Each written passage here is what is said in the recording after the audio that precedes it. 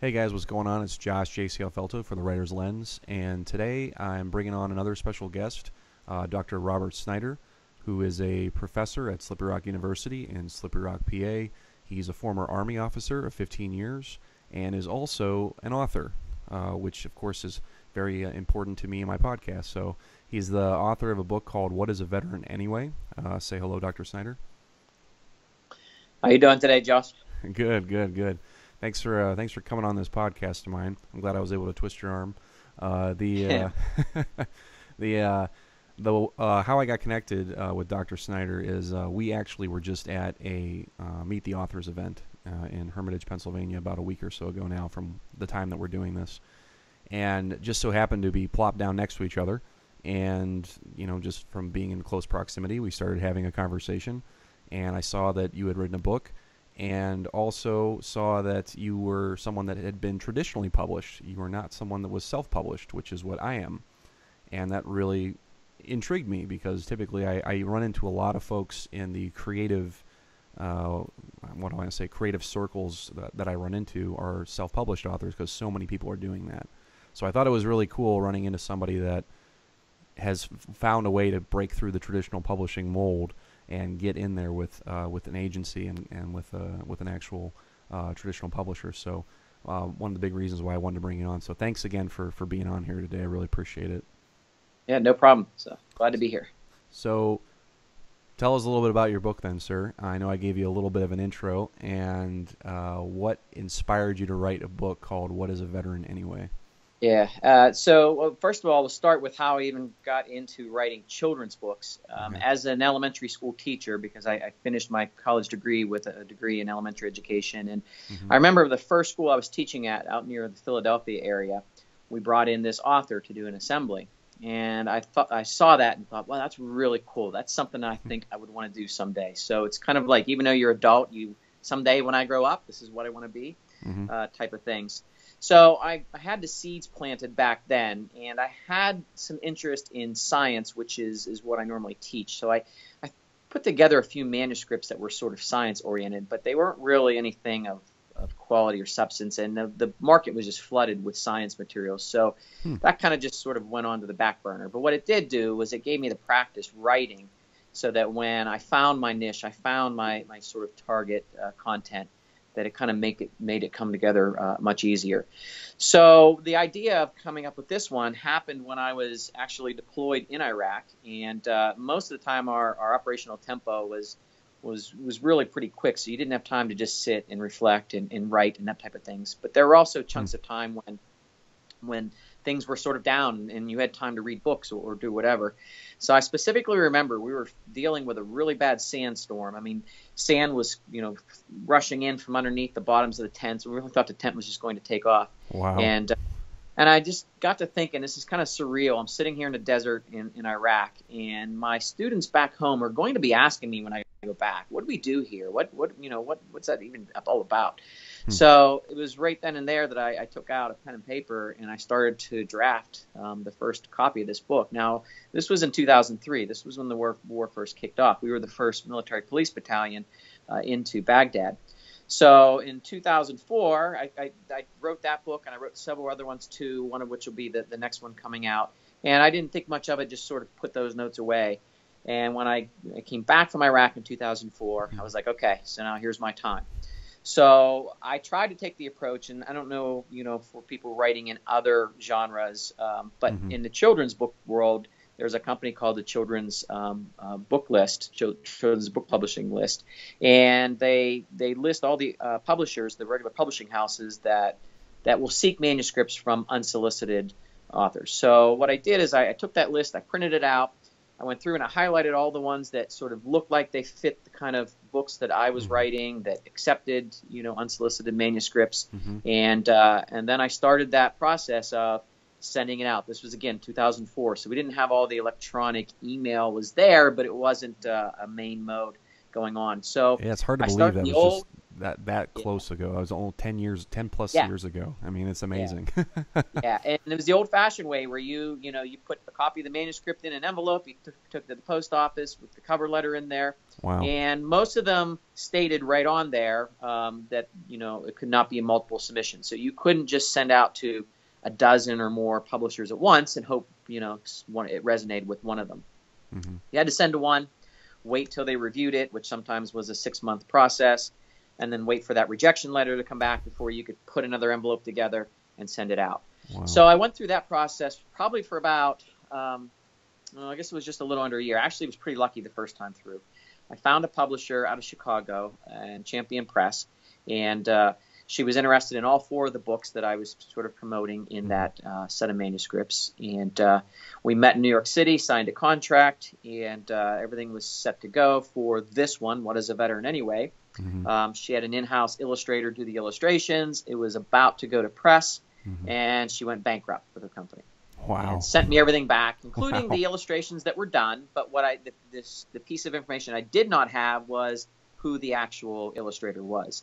Wow. So at that point in time, my marriage was crumbling from the whole deployment, and I just didn't have time to focus on sending those books out anymore. I just kind of shoved it aside and just tried to survive that aspect of my life that was kind of crumbling around me. Right. And after I got through all that, I was like, okay, I'm ready to do this again. So I started the whole process over again. It was still early on with paper copies, and then towards the end, it was I could send some emails out, but it was still a single submission at a time. Mm-hmm. And I had remembered in the earlier batch that I'd sent out that there was a publisher who liked the book, the second book, Why Did Daddy Have to Leave? And had mentioned that she thought that would do well, but she couldn't publish it at the time. She had other projects going on.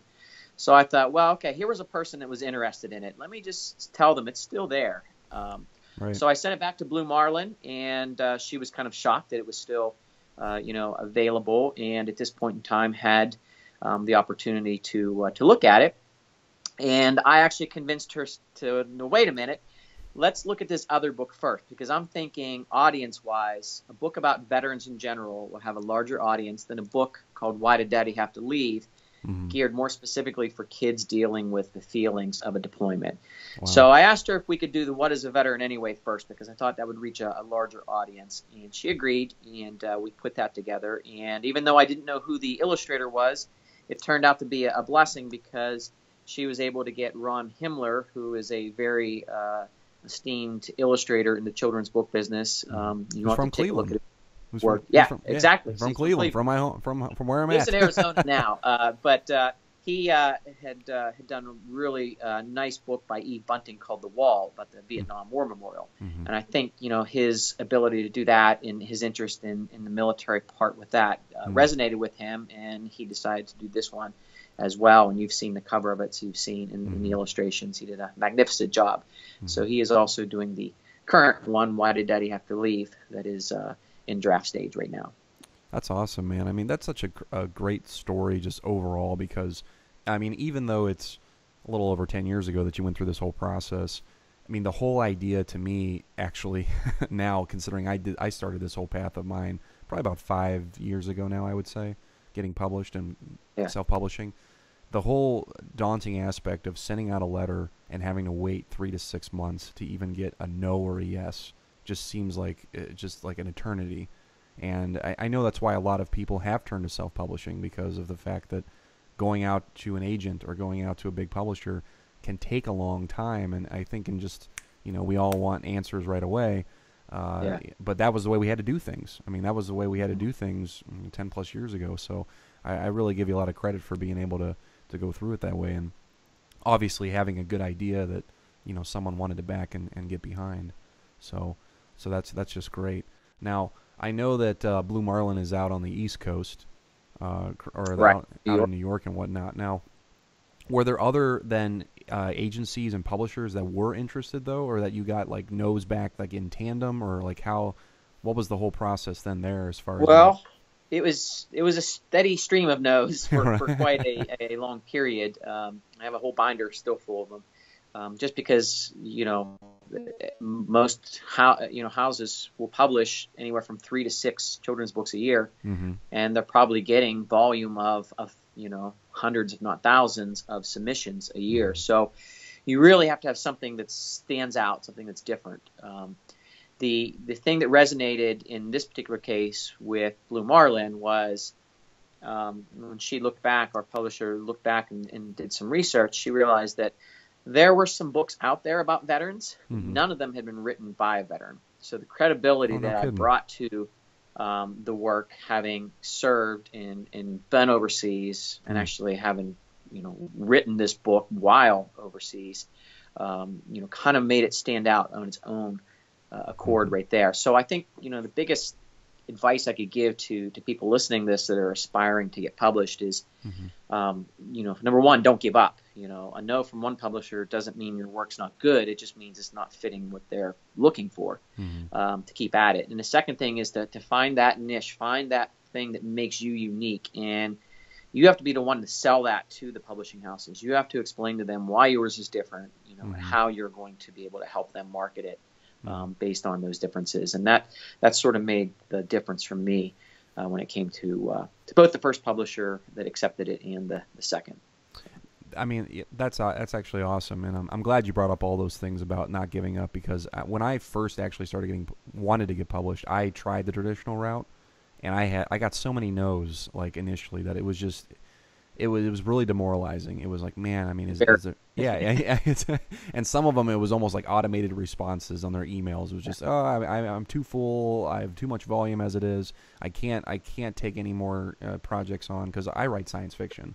So my science fiction books were just like, yeah, we don't really have time for you. We really don't have time for any more ideas right now.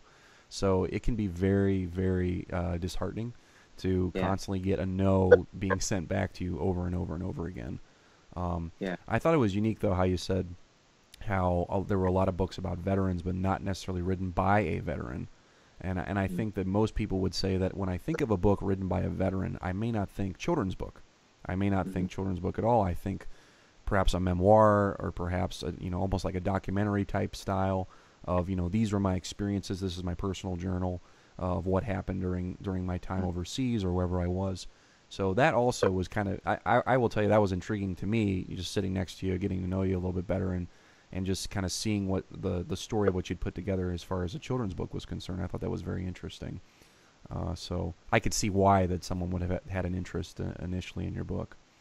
yeah. And you make a great point. There are a lot of memoirs and Mm-hmm. biographies and so forth out there written by veterans. And I know you said you had taken a look at my website and saw my Iraq War Journal that I had written Yep. and put on there. That was just my way of dealing with everything that was going on over there at the time. I just needed to get it down, on paper and electronically with my laptop that I had in the later part of my deployment there.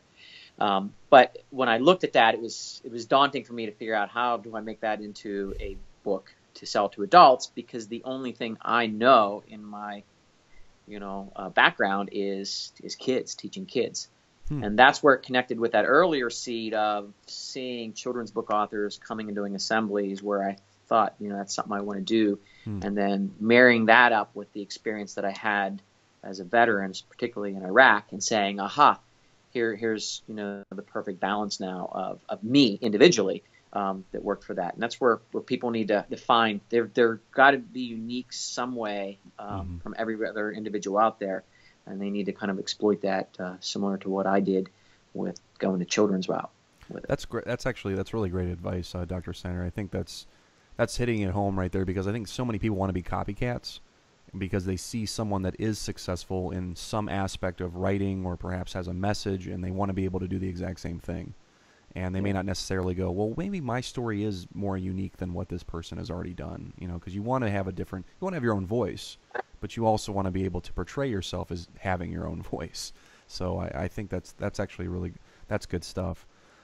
Speaking of which, what you were saying about how coming back to the States and being able to tell people about your book idea after you've been signed on, how else might you have raised awareness about your book once you were getting it published? Because obviously I met you at the authors event, Yes. but what other ways have you sort of marketed yourself, marketed your idea, and gotten the book out into other people's hands?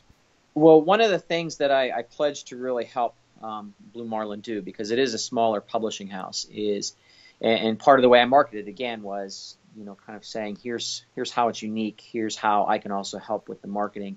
Is I knew I wanted to sort of self-promote a lot. So the publishing house did an amazing job of the technical details of getting it listed in Barnes & Noble, getting it listed on Amazon, and sending courtesy copies out to agencies that do, a lot of awards or a lot of reviews. So that part of it was taken off of the load from me, because I would not have known even how to go about doing that. How do I, find states that I'm interested in, and, sending these copies out for them to review. And through that action by my publisher, I then received the Notable Trade Book for Young People Award through the National Council of Social Studies, which is a pretty big, legitimate professional organization in the education field. So just having that promoted the book tremendously nationwide. From my end, having taught many teachers over my 17 years at the universities that are now out in schools, I also knew I wanted to take this book on the road. So this wasn't going to be a book that was just going to be for sale for teachers to pick up and use around Veterans Day. I wanted to be out in the schools. I wanted to be out there in my uniform and to show them what veterans look like, and to really kind of convey that message to them. And that takes me to another funny story I want to share about this, because, and I think you came in right after I had gone live on my Facebook page explaining it to my fans on there.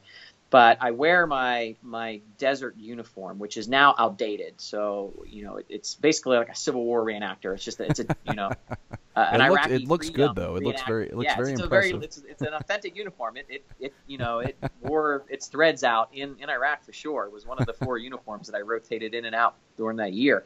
But a modern soldier, a current soldier that's still in, they're wearing that digital pattern now. So, but I like to wear that because I like kids to see, and I'm not young anymore, but I'm still a younger veteran. And the reason that came about is when I was still teaching, this was before my deployment to Iraq, when I was teaching in my elementary classroom, I wore my class greens, which is the Army dress green uniform, one Veterans Day. And I remember kids are so honest, and it's the greatest thing about kids, because they'll tell it exactly the way it is. And I had one just sincerely ask me, Mr. Snyder, he said, why are you wearing that old person uniform? And it dawned on me, the only people they've ever seen promoting veterans in public are VFW, American Legion. And you look at the volunteers in those things, it is Korean, Vietnam, and remaining World War II veterans. That's who you see at military funerals. That's who you see going out to the schools. You don't see Gulf War veterans. You don't see veterans of the Afghanistan conflict. You don't see a lot of, Iraq war people out there. So it became even more of an important message for me when I take this on the road, that I'm sharing the book in PowerPoint form, but I'm showing photos of my experience in Iraq that led to why I created each page, but also for them to see the uniform. And then to have a volunteer come up and dress them up in the MOP suit, which is the chemical suit, and just let them kind of really get an idea of real live breathing veterans, and then to connect that back to how many veterans they have in their family that they don't even realize, because those veterans might not talk about it, That's true. That's very true. It inspires those kids then to go back and ask more questions to their family members, and ask what their jobs were in the Air Force or in the Marines or in the Army and so forth. So that's really great. That's a really cool story, and you're right. Kids will be very honest with you about what you're doing or whatever it is that you said. That's actually a really good point, and I do think it's interesting. I mean, obviously, when I got to the author event and I saw you and you had your uniform on, immediately I almost assumed, I was like, is this guy, was he currently serving? I mean, was he, did he just come back from overseas or something or other like that? And here you had served in the Iraq War, and I went, whoa, wow, okay, that's impressive. Your first thought was probably, boy, the recruiters are really getting desperate. They're now trying to, recruit people at the author stands. But just to come full circle on your last question about the promoting. Yeah. So Blue Marlin published by sending out to agencies that would review it, critique it, provide awards if it deserved it, and kept stuff going by promoting it on their website. So you can get it on bluemarlin.com as well as Amazon and Barnes & Noble. From my side, I promoted it organically through the schools. So I started with the teachers that I already knew that were in schools, and early on I offered my assemblies for free because I was a no-name. Here's a brand new book, it's untested, and that got me in front of kids and audiences. And of course, a lot of kids would buy the book, so I was making book sales on that. But that grew to the point now where I have so many, requests that now I can charge a little fee to cover, me going to these places, as well as still ordering for the pre-orders. So I'm covering organically doing that. I've also been sending out a lot of letters to VFWs and American Legions saying, hey, here's this book that's out here. I'm trying to spread the same message that your organizations are. Help me out. If you know a school, please pass this on to the school. If you want to order a book and have me, sign it as a memorial to your post or to an individual from your post that maybe, was lost in battle, and then it can be donated to your, to the school, local school. So those have been the ways that I've promoted, and the combination of the two has been successful for me. Obviously not a, New York book, Times bestseller as a children's book, but maybe soon, though. You never know. I'm coming nowhere close to Pete the Cat, which is all the rage with kindergartners right now, but certainly pleased with where the book has gone. That's excellent, man. Yeah, I to me that would be kind of like a foreign world to me, the children's book arena, as far as knowing what is super popular. I mean, I guess I'll be into it soon because my son's 2.5 years old. I'll start seeing more and more of what is popular, I guess you could say. But to me that is kind of a foreign place as far as what is super popular right now. But that's great, though. I mean, me as a self-published author, the self-promotion is everything to me. I have to get out. I have to be at those events like the one I met you at. I try to find just anything I can as far as just to be a presence somewhere. And obviously gaining a following online is just as important, too. I mean, having a website, having a Facebook page, having Twitter, anything basically that can help you reach a larger audience. But also being smart about it. I had talked about it in another episode where I said, depending on what your unique message is, you have to figure out what unique social platform you should be on, like what fits your message best. Now, granted, Facebook is kind of a no-brainer because it reaches so many people. I mean, it is the biggest platform out there, so you would start there. But I think that's really good that Blue Marlin would say you can do a lot of this on your own. You can go off and self-promote it yourself. Because I know that sometimes traditional publishers can be a little more controlling in that aspect where they don't want you kind of going off the reservation and just taking your books across the country when they're not aware of it or whatever's going on. So another reason why a lot of people have said, maybe I want to do self-publishing because I don't want someone over my shoulder telling me what to do. But it sounds to me like you have a little more free reign, which is great. And I think that's really great. I did have I don't know if you had another thought. I did have another question real quick. In regards to a lot of the kids, do you find that when it comes to presenting your book and talking about what is it that makes a veteran, is there a lot of, as far as the interest from kids when they come up to you and ask you questions, hey, Mr. Snyder, what was it like over in Iraq? Are the questions more surface level, like, hey, what's it like being in the Army, or what was it like being in the Army, or is it what's it like being overseas, being away from family? Because a lot of the pictures I saw in your book showed a lot of that. Hey, we're going overseas. We're leaving, we're not going to be around for a while. Does that give the kids a perspective then? Do you think it gives them a perspective on actually what is going on? Yeah, and so that was one of the most difficult things in putting the book together was how to keep it light enough and on a level that students could connect with, because clearly they have no way of most adults over here have no way of understanding what it is that veterans are really going through when they're struggling through combat. So I had to really kind of remove the violent aspect of combat out of the book and keep it with things the students could relate to. So, for example, there's a page in there that talks about what veterans eat. It talks about MREs and what the MREs, the meals ready to eat, are like. And the kids can kind of connect that to their cafeteria food. How we get water, it's either airdropped in or it's, provided by water buffaloes. And, there's a picture of a water buffalo and what that looks like. And you're like, oh, there's tanks of water coming in. So it's a lot of sort of day-to-day things that kids do, sort of every day in their own lives. And it shows them how it's different for a veteran to be doing those things. So there's a page where the veterans are sleeping on a ground in a poncho. So it kind of, for them, I'm like, oh, wow, I sleep in a bed. I'm nice and comfortable. Look, these people are sleeping on the ground, in the sand. Right. So that's how I make that connection for students to realize. And the overarching theme is, I want them to understand that veterans provide a lot of sacrifice, of their own selves, not just in the ultimate sacrifice of dying for their country, but just on a day-to-day basis. There's a lot of hardships being a veteran, and if kids can understand and appreciate that at an early age, then as they get older, they can grow to appreciate the other things. So that is the overarching thing. But it's funny because the normal questions I get are usually superficial. The one question always comes up: did I shoot anyone?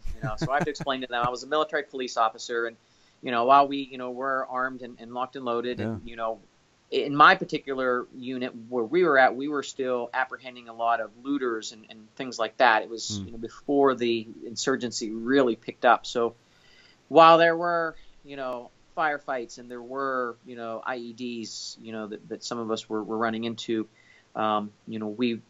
we didn't have to, shoot anyone. So that's the first question I always get. They always want to know what kind of guns I carried. That's sort of the big question. So, normally I'll start off right away. I'll just say, I'll tell everyone right now, I didn't shoot anyone while I was there, and, I carried an M16 and a pistol, 9mm pistol, because that's standard for military police.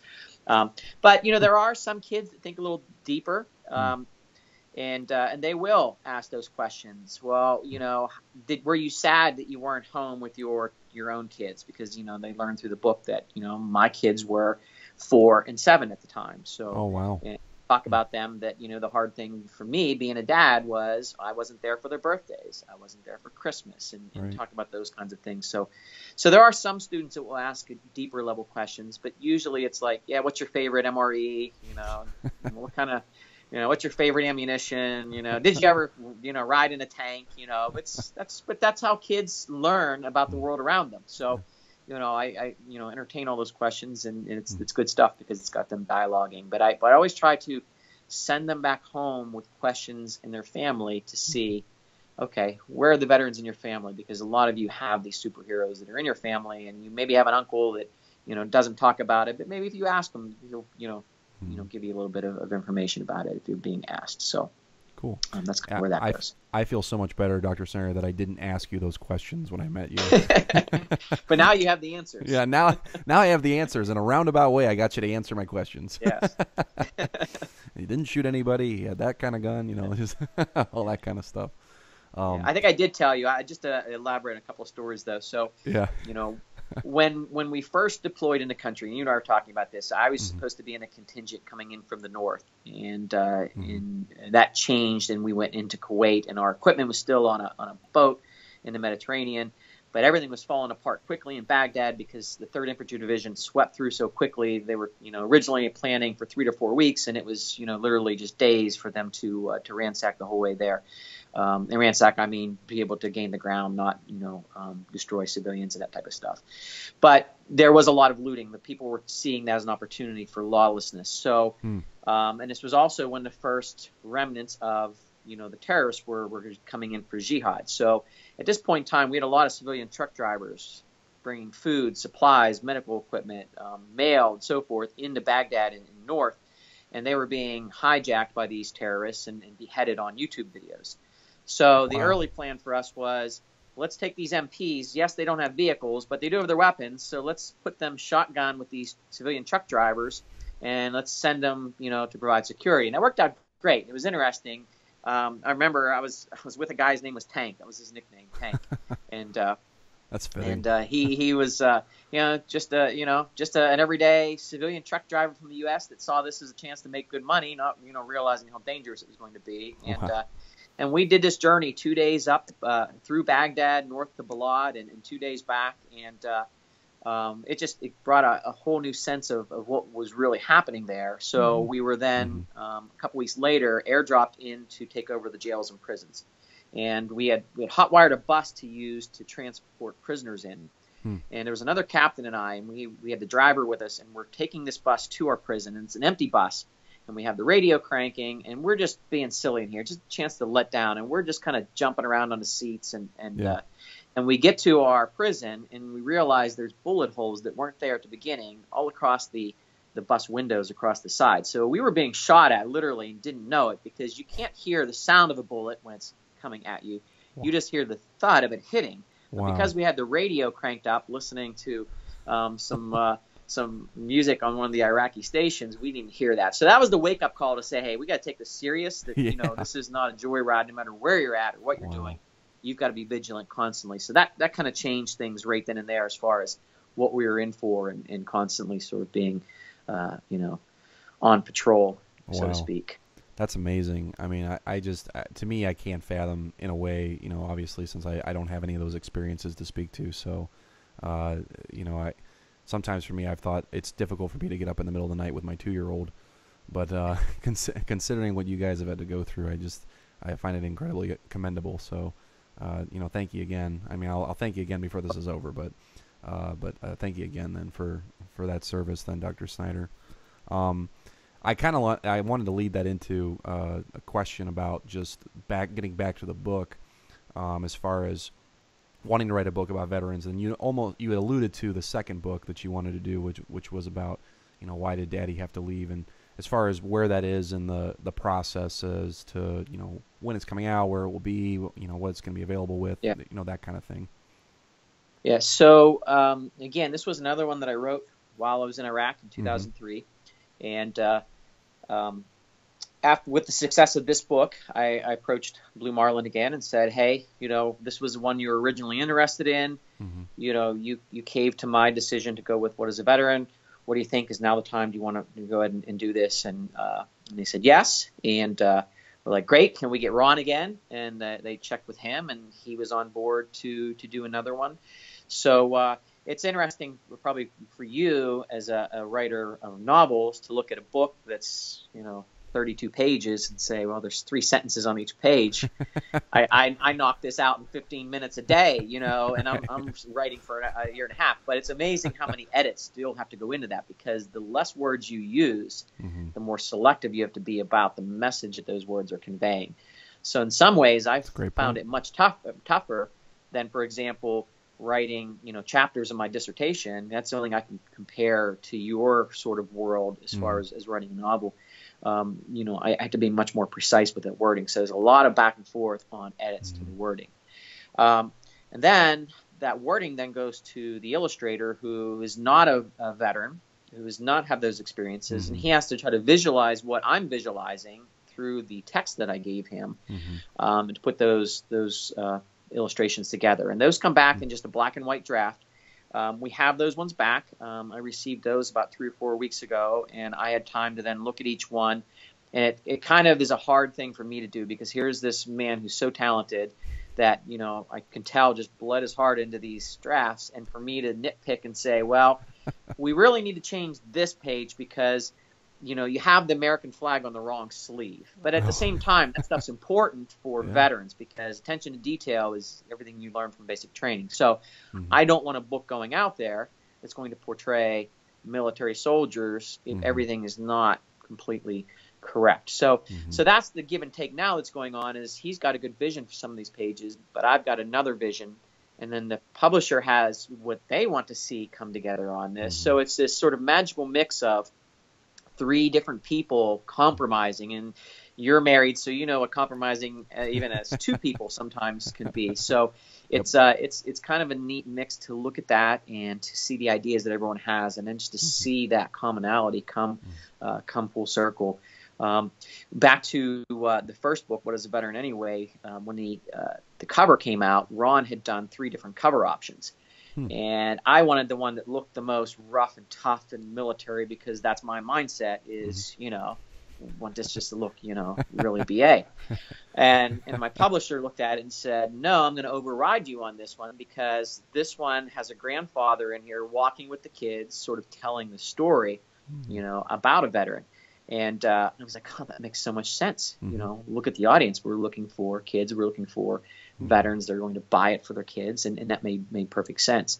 And it took me a while to even catch the brilliance of Ron's work there. If you look at my book, you'll see that the grandfather is walking with the kids. And if you look at the very last page, you see the grandfather walking away as if he's done telling the story. So it kind of comes full circle through the story to the grandfather then sort of walking away. Sort of leaving the story that was told in the book then. Yeah, it's great. Yeah, I was just pulling it up as we were talking about it, just to take a look, see at the cover, and it is that is good. I mean, as far as eye catchy, and it definitely gets right to your target audience. As far as what you were saying is to having a veteran, an older veteran, perhaps interested in it, and saying, hey, I want to pass this on my kids or my grandkids or my nephew, nieces, whoever it may be, and say, Yeah. look, this could be a I don't want to say a super in-depth way of looking at it, but this will convey a lot of the emotion that comes along with it. So yeah, I definitely I concur with their decision as far as overriding you on that one at least for that specific instance. Yeah. So So that's where we're at now. We're just in that, still the draft illustrations going back and forth, but we're looking at a target date of May 2018 awesome. for the release. So. Awesome. And these guys, as far as projecting that, I mean, they stay pretty like this is the hard release. Like we know for sure we're gonna get to May, or is it that kind of a flexible thing? Well, in publishing, that can always vary a little bit. The book, What is a Veteran Anyway, was set to be released before Veterans Day so I could do my author visits, which I had already lined up. Now, it was much less pressure this year because I already have the book in stock. Last year, I'm promoting this. I'm selling this to schools. Mm-hmm. I've got, assemblies set up. I've got pre-orders of, 120 books. Mm-hmm. And I've got all this stuff. And it was looming. This was October, and this was all looming in November. And I have no books yet. And, the books were supposed to be in, and the publisher and I were going back and forth, and there was a delay in the print house. Which man. those kinds of things happen, and there was a delay in the shipping. And I'm getting to the point where I'm really, really worried that I'm not going to have books to go do these first visits. And I'm thinking, what a way to start this career off, not even having books to sell at the first thing. But she was amazing. She worked with the publishing house to get, the printers to get some of the books actually shipped by air to me. So we had them in stock and on hand for the release date. But I don't think anything can ever be completely set in stone when you have a number of different elements that can go wrong, such as absolutely. delay at printers or delay in shipping from the printers and those kinds of things. But it all came together in part because of her effort to get some flown in. That's excellent. So very, very good then. So you do have like obviously from the event that we were at this past weekend, you do have quite a few more visits lined up until the end of the year, correct? As far as not to the end of the year, just till Veterans Day. It's I said, it's an interesting thing because teachers get really interested in promoting Veterans Day, which they should in November. And even though we do thank and celebrate veterans throughout the year, I've never had a time where I haven't been very well respected as a veteran in the community or anywhere. But teachers are on to the next thing, because Christmas is coming, so now they've got to gear up on that, and then it's the next thing. So So Veterans Day has its place. It's that month up to Veterans Day, and then. The book visits, they're not really there after that. I get some around Memorial Day because I can tie my work into Memorial Day in some respects. But typically, I'll get a few over winter when I travel to Florida because some of my former students that are teaching in schools in the Carolinas and in Florida, then that fits their time frame because I'm there and it's handy. But locally, it's been, the barrage where, like I said, I'm doing 14 in 1 month's time. So I'm completely exhausted by the end of it. Because I'm still teaching on campus several days a week, but it's worth it. It's the motivation you get when you walk out and 300 to 500 students are sitting in that cafeteria or in that auditorium, just waiting to see what you've got for them is just amazing. That's awesome. Congratulations to you, sir, for all that. That's really great. Was there anything else then? I know we're probably going to be wrapping it up here pretty soon. As far as what you wanted to cover, or I did want to at least plug and say that for anyone that's listening that's interested more, I mean, you can check out your website, which is robertsnyderbooks.com, which I was plugging around on there after you and I had met. Lots of really good info in there, including your bio and just information about the book. And I think a couple of other links in there. Is there any place else you'd want to send somebody to? I mean, there's a Facebook page. You mentioned Facebook, so they can go, same thing, Robert Snyder Books on Facebook, and they can like the page there. And the website is, I make updates on it, but, websites are fairly static just by nature with websites. Right. There is the online link to my Iraq War Journal, which they can check out from the page, from my webpage. But Facebook, I'm constantly updating with pictures from my visits. So it's that nice thing where kids smiling with the books in hand, or some of the kids dressed up with the mop equipment. So I try to promote a lot of that, so that kind of gives a nice kind of warm feel, even for the veterans that are watching that, to see that these kids are learning to recognize veterans, and they are enjoying learning about veterans as they see those kinds of things. But I guess, for other, listeners that are still trying to self-promote, I'm a very visual person, so I also use Instagram a lot. As you can tell by my responses that are not short, I'm very wordy too. So I struggle Every writer with is, Twitter. man.